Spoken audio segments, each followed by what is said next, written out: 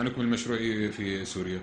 بعد ما لجأت إلى الأردن تعرفت على صاحب المنجرة أبو السيد المصري اللي تبرع بالمنجرة وعملها وقف لوجه الله تعالى، ورجعت أعيد المشروع من أول وجديد.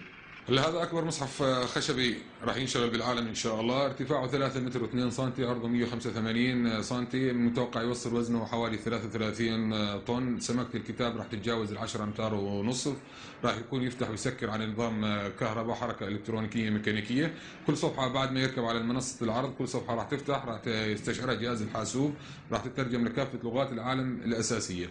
بالنسبة للتمويل بالوقت الحالي احنا معتمدين على عمل المنجرة أنا وأبو السيد المصري، وعمل أولادي اثنين اللي عم بيشتغلوا برا. بالنسبة لأني أنا معتاز إنه ناس تمولني المشروع، ولكن أنا أرفض بيع المشروع أو احتكاره لجهة معينة.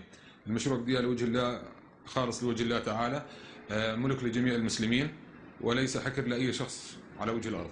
على هذا المشروع تكلفته بالنسبة للسوق المحلية اللي احنا فيها هون تكلفته ما يقارب 1.5 مليون دينار أردني.